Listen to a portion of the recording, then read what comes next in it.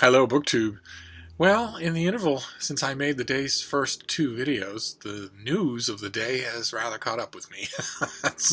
Imagine it's caught up with quite a few of you. It's been one kidney punch after another, and that's never easy to take. That's led to many people on Twitter and Instagram simply advising their followers to curl up with a book and tune out of the world. Uh, I don't usually need much in the way of encouragement to do that, but it's been awful today.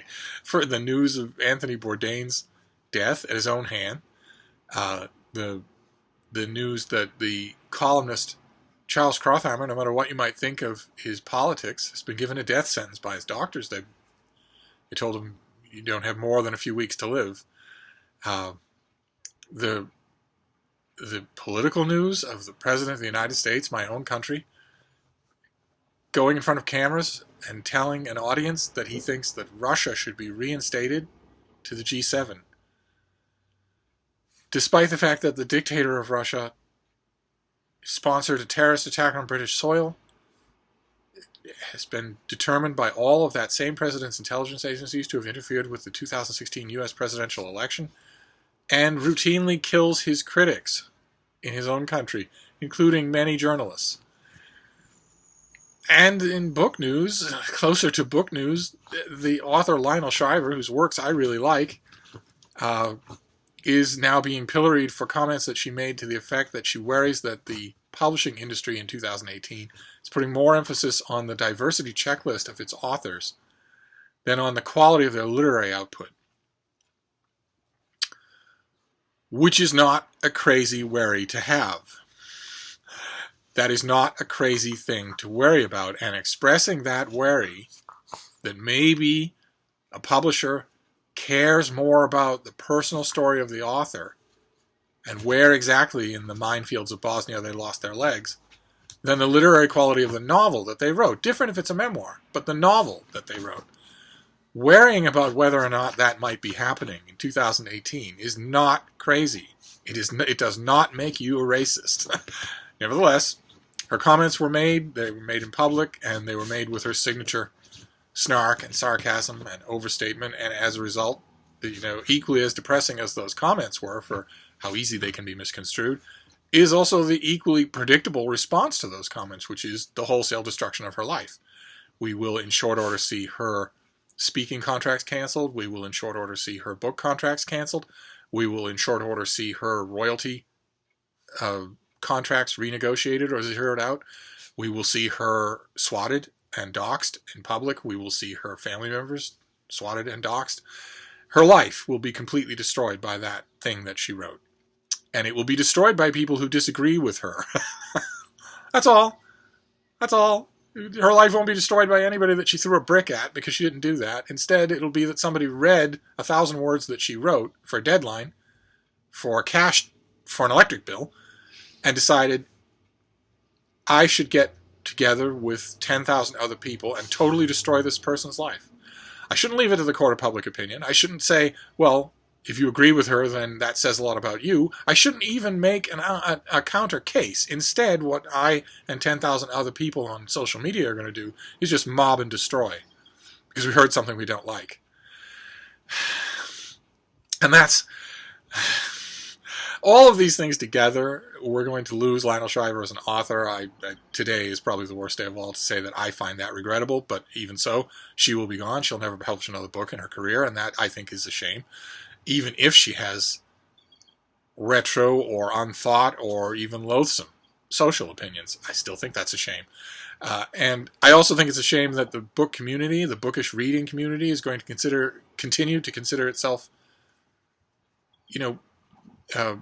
preening and enlightened when that's their response to hearing things they don't like. That it's the total disconnect of the two things. On the one hand, well, I'm woke and enlightened. I understand different viewpoints. I understand that everybody just wants a seat at the opinion table. And on the other hand, of the same person, at the same time, the other half of the same person's brain, oh yeah, and we'll have to destroy her. Everything that she's ever done, everything that brings her money, everything that makes her the heat or electricity flow in her house, everything she's ever done or touched. Anyway, you take that, losing Lionel Shriver as an author, which by this time next week will be a finished thing, to the President of the United States making it as clear as he possibly can, short of showing you canceled paychecks, that he is in league with the dictator of Russia, against the interests of the West and his own country. And then, you know, people whose voices, whether I like them or not, people whose voices in the literary and journalistic sphere I have known for years, either dying or being told they're going to die and should set their affairs in order. It's just, it wasn't a slow news day, and that's rough. I thought the best cure for that would be to get in front of a camera and open some mail. I already opened mail today. I opened one package that was full of books. I have some more packages here that I thought we'd just go through together, and we'll see if that helps at all. And let's try this first one here and see. I got a bunch of mail late in the day, including one thing that beats all the others, but I'm going to save that for last. Oh, wonderful. Okay. Boy, this is coming right up. I requested this when it was new, but it's coming right up. Okay, this is due in early July. This is by Dan Kaufman, and it's called The Fall of Wisconsin, about a key battleground state in the aforementioned 2016 presidential election. For more than a century, Wisconsin has been hailed as a laboratory of democracy, a bastion of progressive ideas in government, cradle of the labor and environmental movements, and birthplace of the famed Wisconsin idea, which championed expertise in the service of public good. But Republicans swept state government in 2010 and proceeded to dismantle state laws protecting labor unions, the environment, voting rights, and public education. The Fall of Wisconsin is a deeply researched, riveting account of Wisconsin's century-old progressive legacy and how the state became the testing ground for national conservatives bent on remaking American politics and the ultimate conquest of Trump's 2016 triumph. Okay.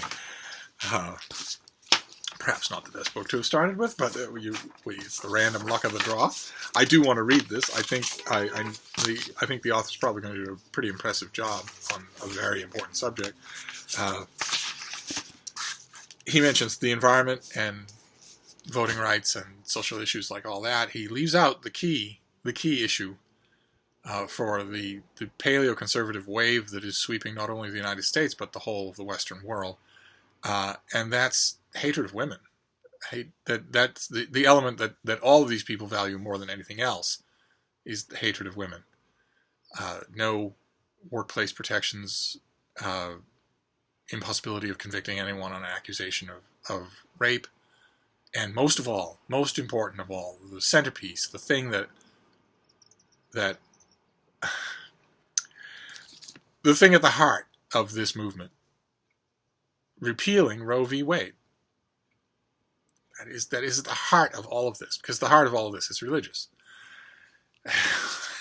And Wisconsin is at the heart of a lot of those stories. So I might quibble with that pub sheet's description of some of the firsts that Wisconsin pulled off. All of them were done by Massachusetts long before Wisconsin was even a state.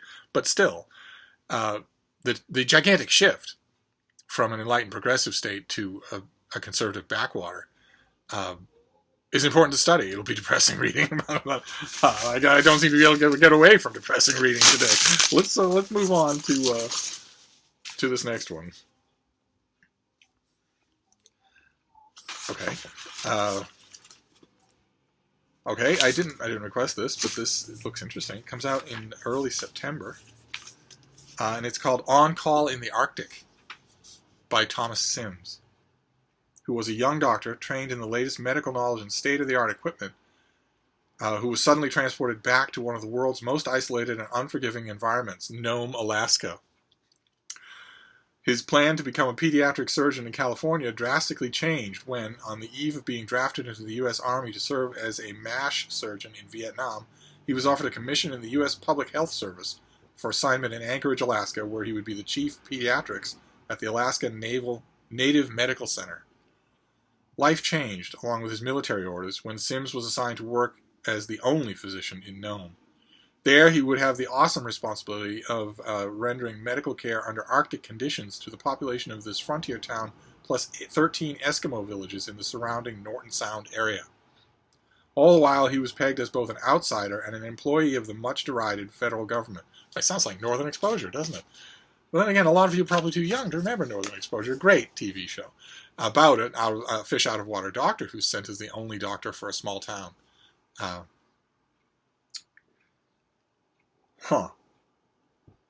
In Alaska. That's. I wonder if certainly the author will bring up the comparisons. He'll have to. He can't possibly not know. That's fascinating, though. I've been to Nome, Alaska a few times, and it is it's pretty remote. I can't imagine what that would be like. What a fascinating thing. This comes out in the autumn, so I'll wait till summer's over. But then the last thing here to get us over our news slump will be a box, and we'll see. There's only one thing after the box, the best thing of all. But I want to save that for last. We'll see what's in the box here. A big book, got a box of its own. What is this? Oh, great. Okay, we saw the advance copy of this. This comes out in late July, and it's very simple. It's Ashley Jackson's Persian Gulf Command: History of the Second World War in Iran and Iraq. I have the advance copy and just haven't got to it. I think it's a fascinating subject, though, so it's nice to have a very colorful finished copy. Great. So those are the books. The best thing I got in the mail today was not a book, so I'll save that. So we got Persian Gulf Command, a nice big meaty history. On call in the Arctic, a doctor sent to Nome when he was expecting to be luxuriating.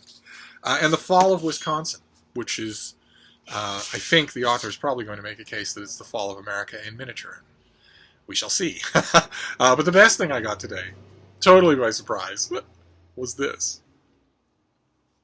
This is my Wethersfield Proctor Library card.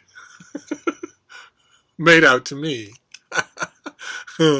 This was sent to me, of course, by Mark at Richardson Reads, who is the head librarian for the Wethersfield Proctor Library. And it is now, it goes in my library card collection. It is the only library that I currently have a card to, whose book collection is smaller than my own. It's smaller than the Wethersfield Proctor Library has a book collection for its patrons that is far smaller than the book collection of its head librarian. A tiny one-room thing, a beautiful little building that's in Ascutney. And I now have a library card there. Should I ever want to borrow something? That's just wonderful. This is going in the billfold. Alongside a whole bunch of library cards that I'm never going to use. It's still a lot of fun. And that's it. That is our mail on a news-heavy day. We can hope that the weekend, that today, this Friday, is the price we pay for a smooth weekend. I don't think that will happen. I think we'll probably lose more people. But I can always hope. So I'll wrap this up now, and that'll be it for today. I'll see you tomorrow. Thank you, BookTube.